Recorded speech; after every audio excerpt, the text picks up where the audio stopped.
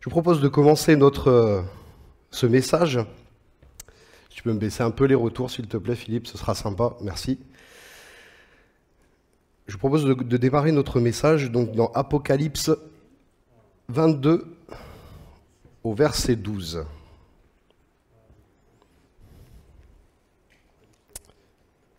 Apocalypse 22 au verset 12.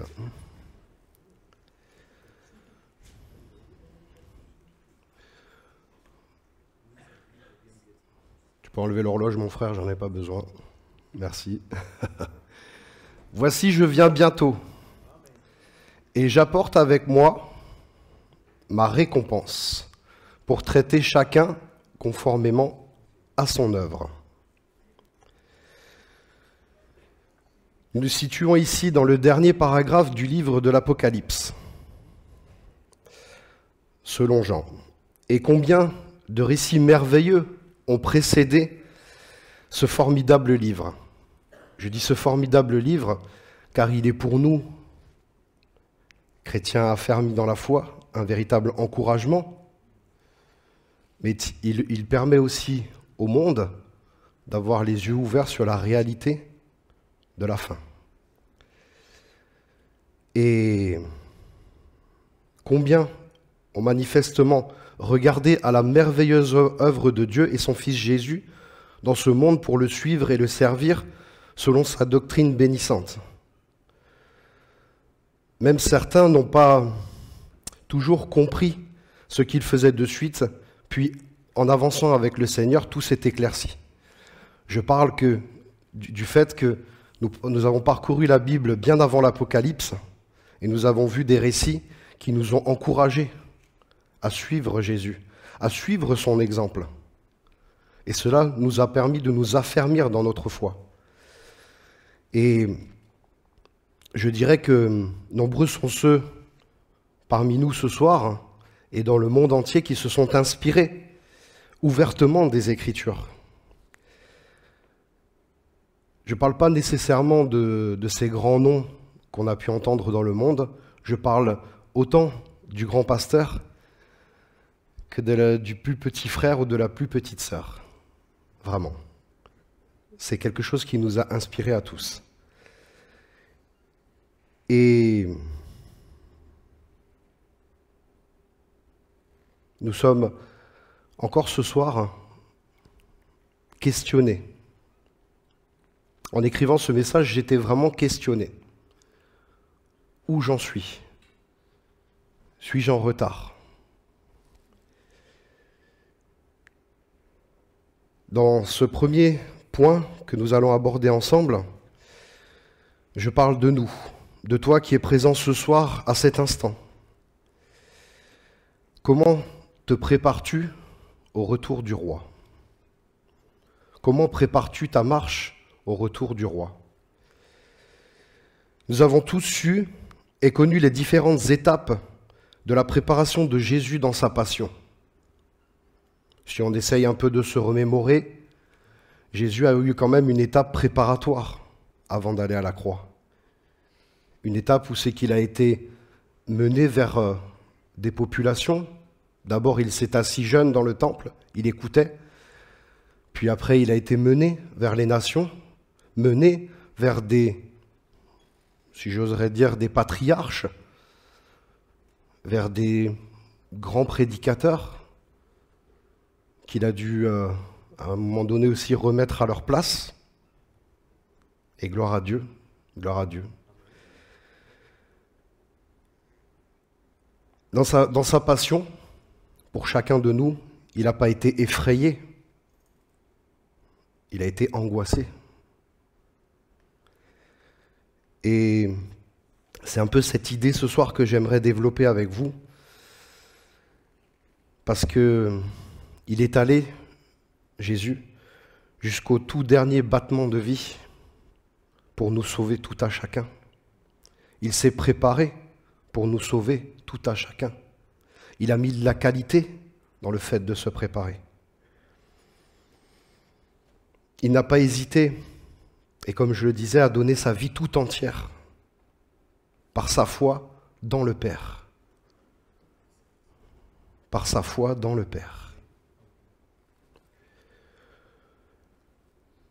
Il est nécessaire dans cette marche de bien comprendre qu'il n'y a pas et il n'y aura pas d'étape plus simple l'une que l'autre.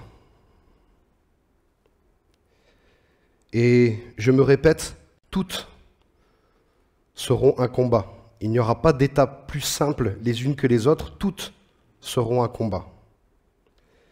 Comme nous le rappelle 2 Timothée au chapitre 4 et au verset 7, je vais vous le lire en paroles vivantes.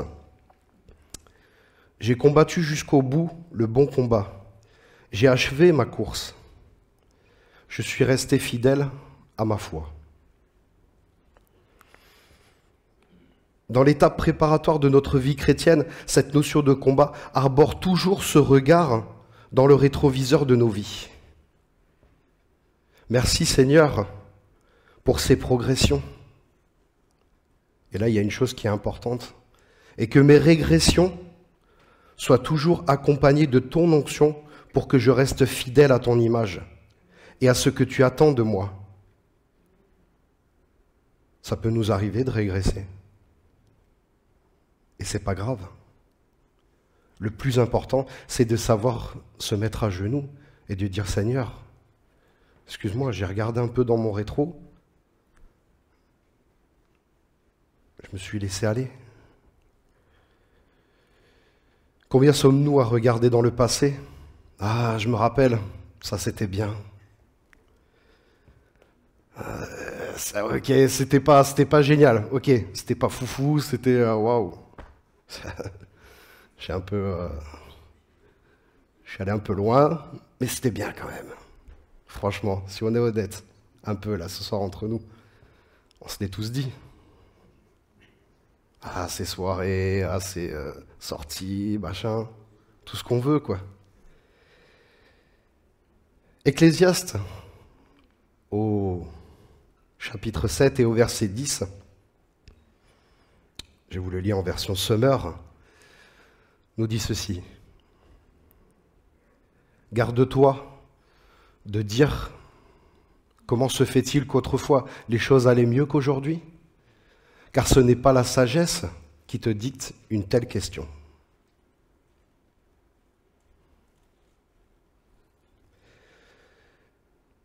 Et parfois, on insiste dans notre malheur en disant « Cela m'a fait tant de mal, et tant de mal, et tant de mal. » Et je sais pas, j'ai l'impression que parfois on se conforte dans notre marche, on se conforte à se dire « Ça m'a fait tant de mal. J'en souffre encore aujourd'hui, criant vers Dieu « Libère-moi, Seigneur !»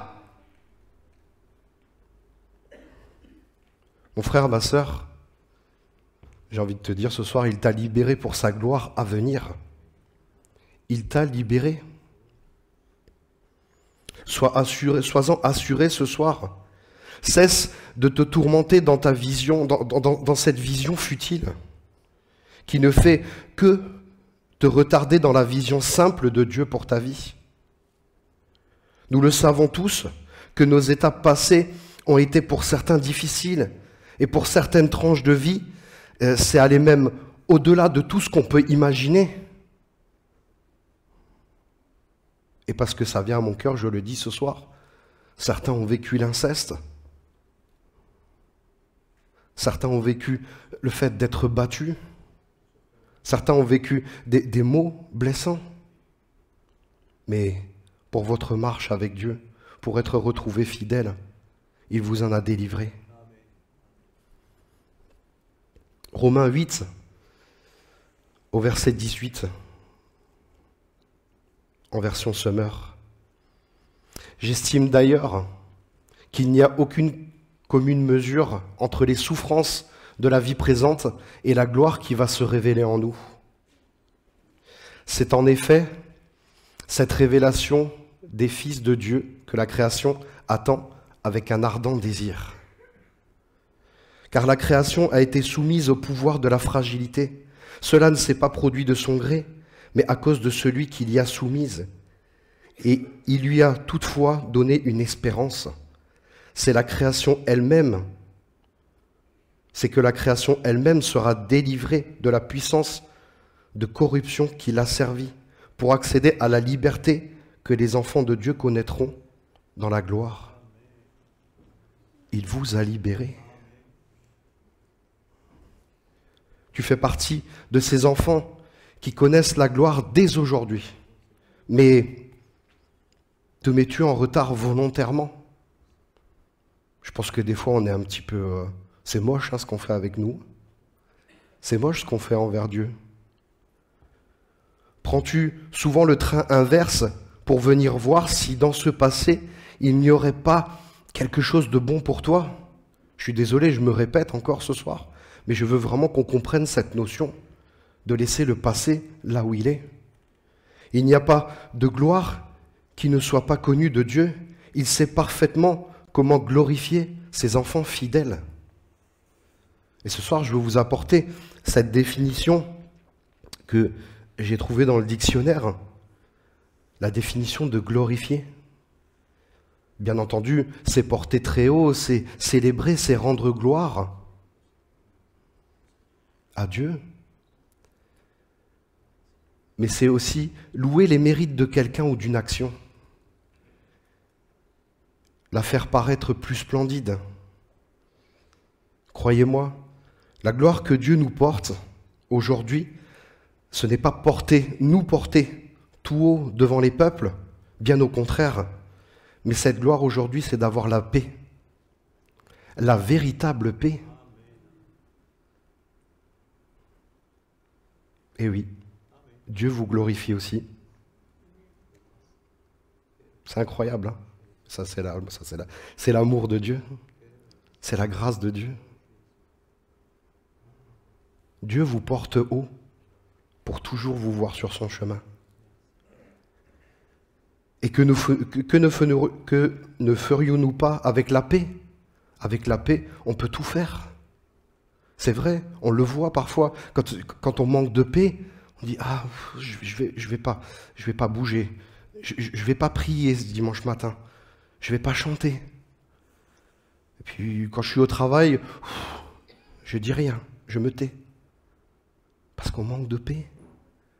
Mais moi, je vous le dis, si le Seigneur vous met quelqu'un sur votre route, que ce soit sur votre lieu de travail, que ce soit votre voisin, il vous a conditionné dans sa paix.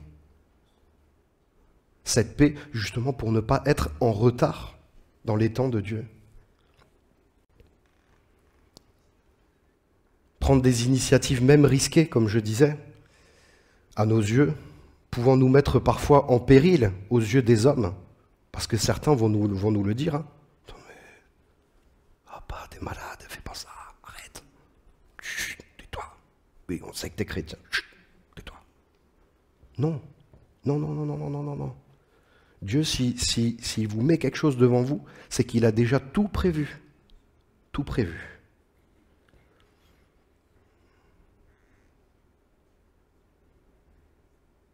C'est vrai qu'on l'entend depuis quelque temps, on ne peut pas être froid. On ne peut pas être froid. Quand on est ancré en Dieu, on ne peut pas être froid. On ne peut être que bouillant.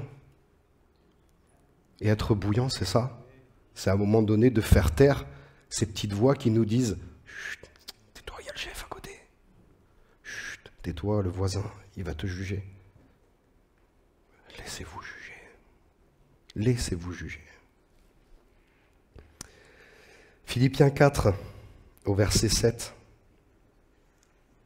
La paix de Dieu, qui surpasse tout ce qu'on peut concevoir, gardera votre cœur et votre pensée sous la protection de Jésus-Christ. En parole de vie, ainsi, la paix de Dieu qui dépasse tout ce que nous pouvons comprendre, gardera vos cœurs et vos pensées unis au Christ Jésus. Il est important de comprendre cela aujourd'hui, si ce n'est déjà fait, que tu as acquis la paix dès le début de ta conversion. Mais notre concept humain s'arrête souvent à ce que tu peux voir. Or la foi, n'est-ce pas de croire en ce que tu ne vois pas? 2 Corinthiens 4,18 nous rappelle ceci. Et nous ne portons pas notre attention sur les choses visibles, mais sur les réalités encore invisibles, car les réalités visibles ne durent qu'un temps, mais les invisibles demeureront éternellement. Prenez conscience ce soir, mes frères et sœurs, que les réalités invisibles demeureront éternellement. Vraiment, c'est un concept, voilà. Romains 10, 17, ainsi la foi de ce qu'on entend, la foi vient de ce qu'on entend, et ce qu'on entend vient de la parole de Dieu. Croire, c'est la première étape d'un sacrifice bon et louable. Mais crois-tu encore aujourd'hui?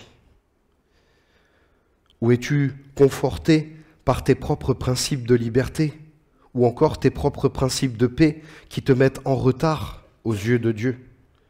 Dans ta marche avec lui, tes concepts du retard te figent, souvent sur le temps et sa gestion par une horloge déterminée par un fuseau horaire bien précis. Mais je veux te dire ce soir que l'horloge de Dieu n'est jamais en retard ou en avance. Elle affiche le temps exact et parfait pour lequel son retour s'annonce. Matthieu 24, au verset 35 et 36. Le ciel et la terre passeront, mais mes paroles ne passeront jamais. Quant au jour et à l'heure où cela se produira, personne ne les connaît. Ni les anges du ciel, ni même le Fils, personne sauf le Père et lui seul. Personne ne connaît les temps déterminés par Dieu, si ce n'est Dieu lui-même. Tu peux cependant, avec l'onction de l'Esprit, savoir où tu en es. Quand on se pose la question, quand on passe du temps avec Dieu, on est quand même capable de savoir où on en est.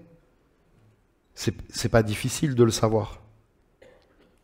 En une fraction de seconde, tu sais où tu en es, si ton retard est actif ou si tu es dans de bonnes dispositions spirituelles, dans l'attente de Dieu pour toi dans ta marche.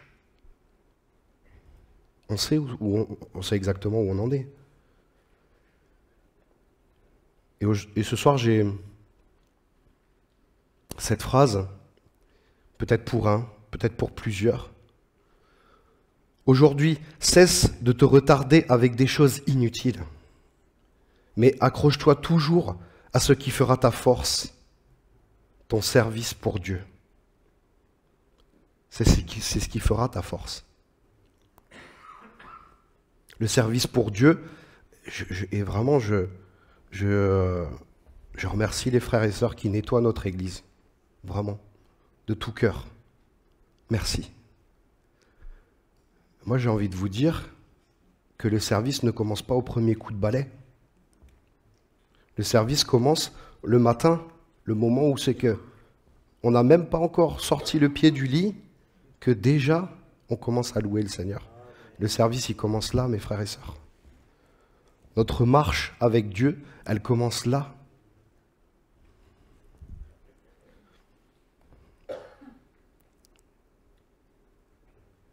Vivre selon la demande de Dieu pour ta vie, c'est vraiment et sincèrement te mettre au diapason avec la vie qu'il t'est demandé de suivre depuis ta conversion jusqu'à son retour. C'est mettre chaque jour à profit ta nouvelle naissance pour le bien de tous ceux qui t'entourent. Alors j'ai conscience ce soir que ce que je vous apporte, il y a des choses que vous avez déjà entendues, des dizaines, des centaines de fois, des milliers de fois pour certains de nos frères et sœurs.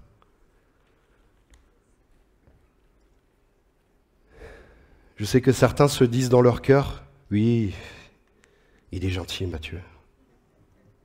Ouais, merci. Merci, ça me fait plaisir. Mais il en sait quoi de ce que je peux vivre, Mathieu? Pour certains, rien. Pour d'autres avec qui on discute un peu plus.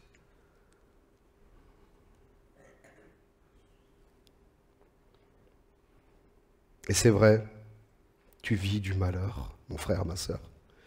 Oh là là, je crois que je vais me mettre là, je vais me flageller. Il vit du malheur, il vit du malheur. Mon frère, ma sœur, nous avons tous une part de malheur dans notre vie. Tous. On n'est pas exempt. Si ce soir ça peut te rassurer, on a tous une part de malheur. Jean 14, 27, en parole de vie, t'apporte ce soir cette notion précieuse. Je vous laisse la paix. Je vous donne ma paix. Je ne vous donne pas comme le monde donne. Ne soyez pas inquiets et n'ayez pas peur. Ne laissez pas cette brime de malheur fermer votre bouche, éteindre ce lumignon qui brûle. Il est primordial de comprendre que dans notre marche, nous ne pouvons pas passer à côté de notre relation avec Dieu et son esprit, qui nous tient sans arrêt en éveil. Car il nous alerte de différentes manières, par le calme, tout ce qu'il nous procure et la position. Il nous alerte par le calme et qu'il nous procure, et la position qu'il nous fait prendre afin d'être affermis dans ces temps. Il n'y a rien de plus dangereux, et je pense que certains d'entre nous me le confirmeront ce soir, il n'y a rien de plus dangereux qu'une personne affolée en situation de crise. Aïe, aïe, aïe. On le réalise bien dans nos événements parfois tragiques, comme des accidents, des événements climatiques. On voit la personne, bizarrement, c'est vrai, on voit la personne sereine qui s'en sort, et ils sont rares en général, ceux qui restent calmes, parce que la grande majorité cède à la panique et passe à côté de toute opportunité de sortir positivement de la situation. Malheureusement, c'est ça la réalité. C'est que quand on s'affole, on n'est pas, franchement, passez-moi l'expression, voilà, désolé pour les internautes, mais il n'y a rien de plus bête que des gens qui s'affolent. J'ai eu l'occasion d'intervenir sur des accidents de la circulation, de voir 7 personnes autour de la voiture, en train de courir, en train de faire machin. Personne n'avait usé des fameux gilets jaunes que le gouvernement nous a demandé gentiment de poser dans nos voitures. Personne n'a usé d'un triangle, mais tout le monde court autour de la voiture qui est accidentée. Et entre tout ça, il y a des voitures qui arrivent à 90 km/h. Moi, je vous dis que là, les gens, je leur dis, si vous n'êtes pas croyants, aujourd'hui, vous pouvez l'être. Parce que personne ne soit mort avec le nombre de voitures qui sont passées, vous avez eu beaucoup de chance. Filez, allez mettre vos gilets, là, et dépêchez-vous maintenant. C'est impressionnant, impressionnant. Les gens qui s'affolent, ils vous font n'importe quoi. C'est incroyable. Et je pense que, mes frères et sœurs, nous ne devons pas être affolés dans ce temps présent. Nous ne devons pas faire n'importe quoi. Nous laisser aller à tout vent de doctrine. Nous laisser aller à des messages qui parfois, passez-moi l'expression, mais sont tirés par les cheveux, quoi. On a la parole de Dieu. Il nous l'a laissée. Dans notre marche, sur notre chemin vers Dieu, tout est organisé pour tenir ferme et bon. Il construit autour de toi et en toi une forteresse spirituelle qui te protège par sa faveur. Vous êtes protégés. Vous êtes protégés. Je vous fais part de cette expérience que j'ai eue un jour. J'étais abasourdi, vraiment. Je sais qu'il y a des gens parfois qui viennent me voir et me disent « Ouais, mais toi, Mathieu, ça y est, toi, Mathieu. » Vous savez, les gens qui vous appellent avec ces 01, ces 09, « Oui, bonjour, c'est Franck de Free. Je me permettais de vous appeler pour vous proposer un nouveau forfait. » J'ai dit « Écoutez, je ne sais pas pourquoi, mais je lui dis tout de suite, j'ai dit « Ça me fait plaisir de vous avoir au téléphone ce soir. » J'étais au travail. D'un côté, mes collègues de travail. De l'autre côté, les personnes dont je m'occupe. Et je dis au monsieur, je dis, écoutez, laissez-moi juste 30 secondes, je prends le temps, je sors. Je sors, on commence à discuter. très rapidement, il pose, dans notre discussion, il pose ça. Je vais essayer d'être succinct, excusez-moi. Il pose cette phrase. Il me dit, vous avez quelque chose qui n'est pas normal, monsieur. Oula, je dis, écoutez, je vous remercie, Franck, vous êtes sympa. Je dis, qu'est-ce que vous entendez par là? Il me dit, je pense que vous ne réalisez pas la force qui marche derrière vous. Je suis très loin de vous, mais je peux voir ce qui marche derrière vous. J'ai dit, ok, mais j'ai dit, vous êtes où? Ah, mais je ne peux pas vous le dire. Ils ont interdiction formelle de dire là où ils habitent. On a notre sœur qui a travaillé sur les plateformes téléphoniques, elle sait exactement de quoi je parle. Ouais. Cet homme-là, au bout d'un moment, il m'a dit, je suis en Angola. En Angola. J'ai regardé, 10 000 kilomètres. Et je lui dis, écoutez, je vous remercie pour ce que vous me dites. Je dis, moi, je vais vous dire autre chose ce soir. Jésus vous aime. J'ai dit, je suis chrétien. Et il me dit, mais vous n'avez pas besoin de me le dire, je le savais. Je le savais. Et il me dit, en fait, le fait de vous entendre me dire ça ce soir, c'est une réponse à ma prière. J'ai annoncé à ma famille, on était le jeudi, il m'a dit, j'ai annoncé à ma famille lundi que j'étais chrétien. Ils m'ont rejeté. Je suis rejeté par ma famille. Je suis rejeté par mes proches. Et il me dit, cette semaine, vous êtes la deuxième personne à m'encourager à suivre Jésus. Et j'ai dit, on ne va pas s'arrêter là. On a continué à parler. On a parlé 1h45. Ça devait se couper. Hein. Normalement, l'appel, il se coupe au bout d'un moment. Bénissez les gens qui vous appellent pour du démarchage. Vraiment. Vraiment. Ah, ça, toute la journée, vous pouvez en faire. Hein. Voilà. Ben bon, maintenant, quand j'ai pas le temps, je leur dis, excusez-moi, je dis, j'ai pas le temps. Je vous souhaite une bonne journée, que Dieu vous bénisse. C'est proclamé.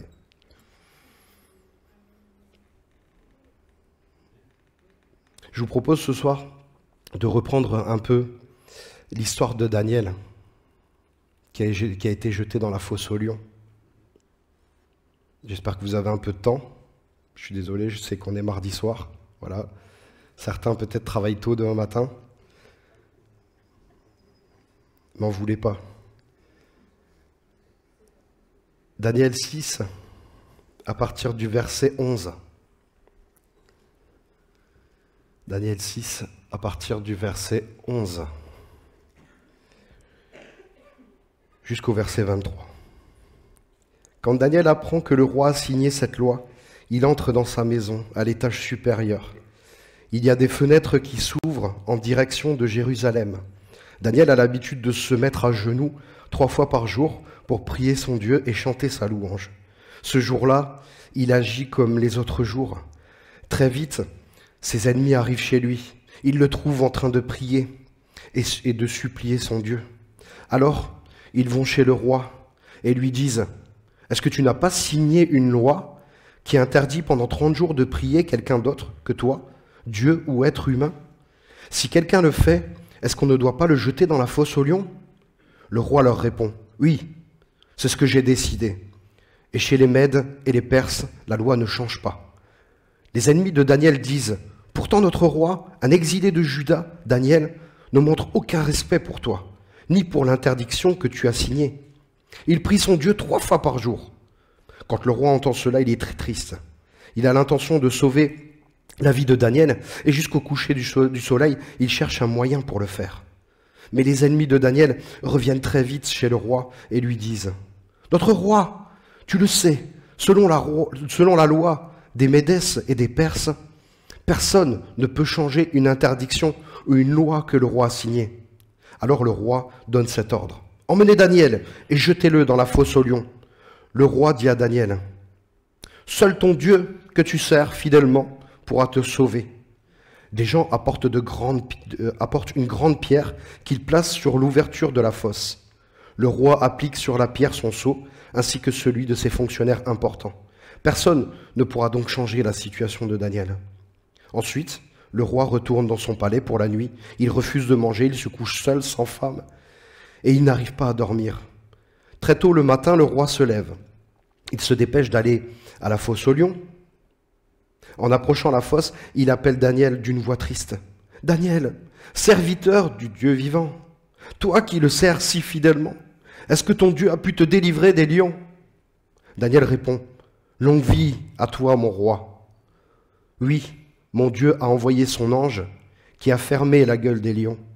Ceux-ci ne m'ont fait aucun mal. En effet, Dieu m'a jugé innocent. Et envers toi, mon roi, je n'ai commis aucune faute non plus. » Le roi est plein de joie et il donne l'ordre de faire sortir Daniel de la fosse. Dès que Daniel est sorti, les gens constatent qu'il n'est blessé nulle part parce qu'il a cru en son Dieu. Puis le roi donne l'ordre d'arrêter les hommes qui ont dénoncé Daniel. Il les fait jeter dans la fosse aux lions avec leurs femmes et leurs enfants. Les lions les attaquent et écrasent tous leurs os avant qu'ils touchent le fond de la fosse. Amen. Amen. Quelle histoire formidable. Quelle tranche de vie formidable.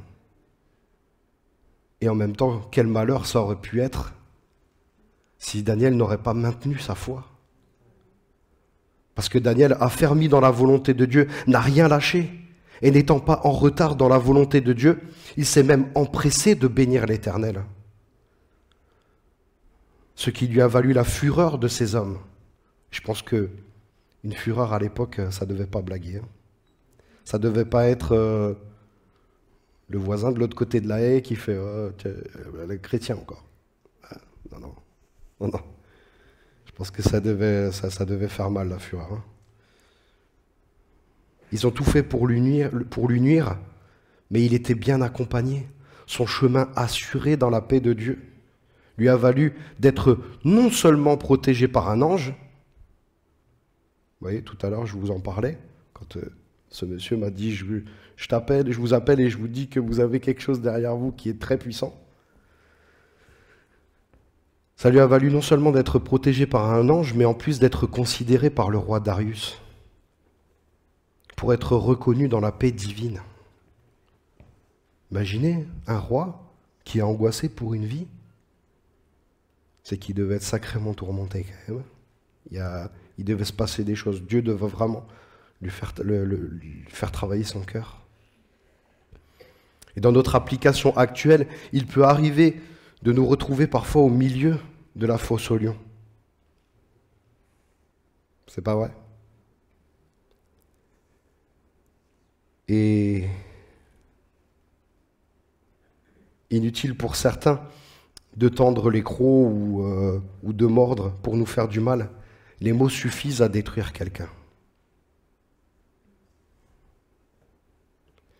À l'image des réseaux sociaux et le poids qu'ils peuvent opérer sur une personne, certains vont jusqu'à modeler leur apparence physique parce que des mots ont été dits. Tu es moche, tu es pas beau, tu as les traits comme ça, t'es...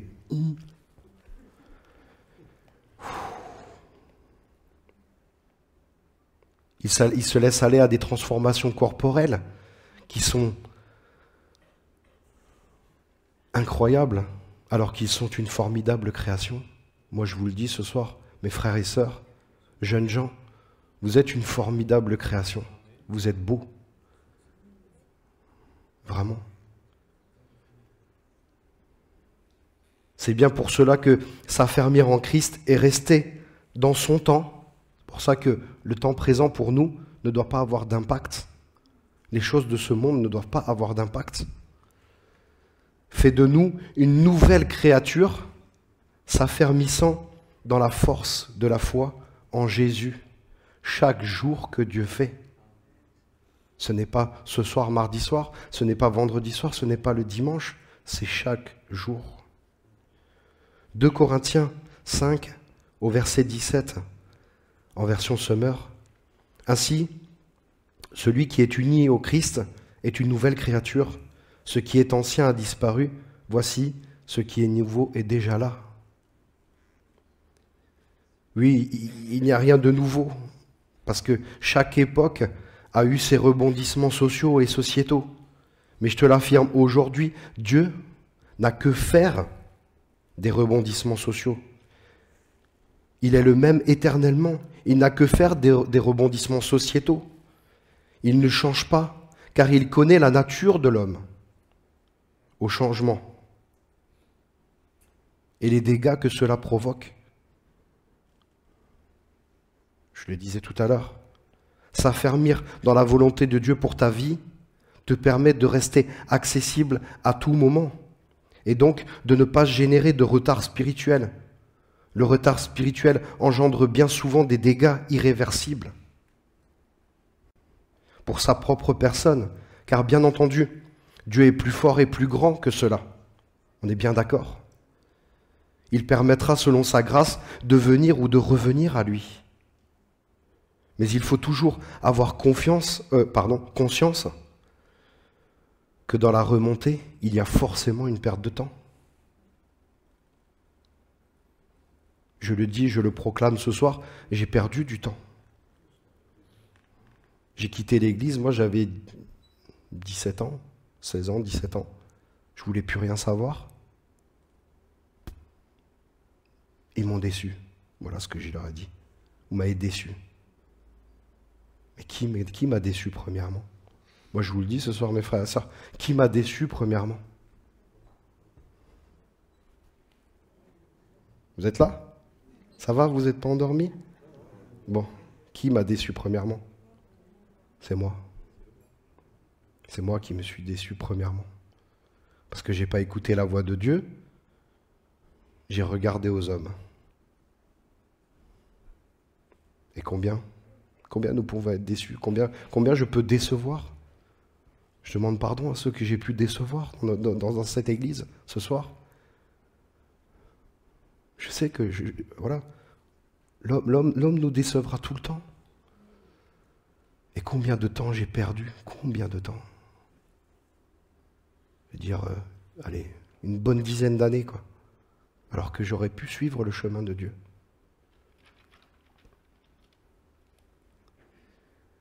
Le temps que la personne perd à se dire, oui, mais un tel m'a fait ceci, et l'autre m'a blessé à propos de cela. C'est un temps précieux, mes frères et sœurs. Le temps qu'on passe à se morfondre, c'est un temps précieux, je vous le dis. Et aujourd'hui, je vous l'affirme, il n'est plus de temps pour la querelle, mais il est venu le temps de la paix, afin qu'un maximum puisse connaître la volonté de Dieu pour leur vie. Ecclésiaste 3, au verset 1er, en semeur, nous rappelle ceci. Dans ce monde, il y a un temps pour tout et un moment pour chaque chose. Pour ne pas être en retard spirituellement, Dieu a prévu les temps.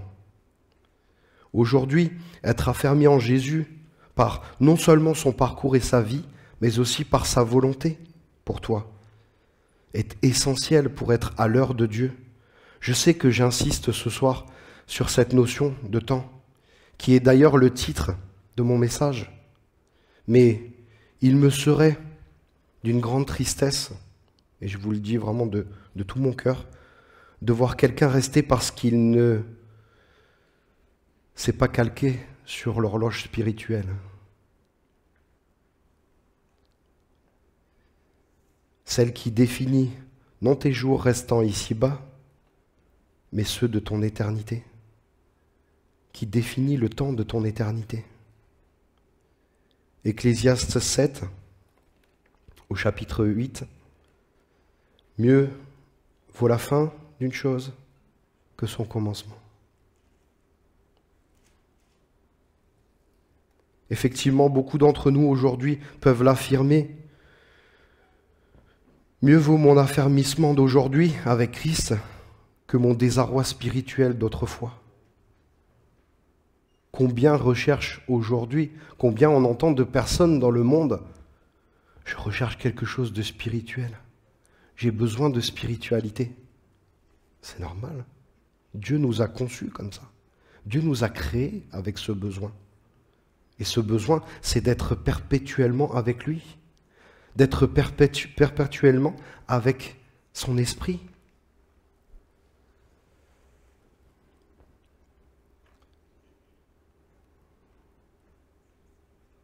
Nous savons que nous construisons sur les promesses fermes des choses à venir, selon qu'il est écrit dans Habacuc 2, au verset 3.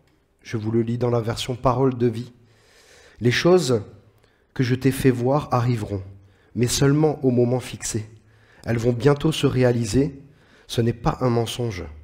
Attends avec confiance, même si c'est long. Oui, c'est sûr, elles arriveront. » Vous pouvez me le dire? Sans retard. Oui, elles arriveront, les choses de Dieu, sans retard. Alors, affermis-toi encore plus, si ce n'est déjà fait, en trouvant les éléments de ton affermissement auprès de Dieu et dans sa parole, à chaque fois qu'il te le demande. Sois et reste sensible à cette notion qui non seulement t'affermira, mais te tiendra digne dans la ligne vers l'éternité. Car ses serviteurs fidèles le verront, comme dit Apocalypse 22 au verset 4. Ils verront son visage et son nom sera écrit sur leur front. Son nom sera écrit sur leur front, sur votre front. Aujourd'hui encore, cette question essentielle demeure au milieu de nous. Es-tu prêt? Ou es-tu en retard? Je finirai là-dessus et ce sera la fin de mon message pour toi ce soir. Où te situes-tu aujourd'hui, à cet instant? N'est-il pas temps de remiser tes vieilles querelles, ta vieille nature? N'est-il pas temps? Encore dimanche, Jérôme nous portait là-dessus. Si tu es indifférent, ne te laisse pas aller à ta vieille nature. Va voir ton frère, va voir ta sœur. Ne reste pas à te morfondre, à perdre du temps. Hébreux 10, au verset 23. Retenons fermement la profession de notre espérance, car celui qui a fait la promesse est fidèle. Mon frère, ma sœur, sois assuré que ta profession de foi a été entendue lors de ton baptême. Comment on dit, Jérôme? Sur ta profession de foi, confession de foi, pardon. Sur ta confession de foi, je te baptise au nom du Père, du Fils et du Saint-Esprit. Amen. Lors de ton engagement à le suivre, et ce qu'il veut aujourd'hui, c'est ne plus te voir prendre de retard, car il fait de toi cette nouvelle nature qui chaque jour progresse et progressera jusqu'à son retour.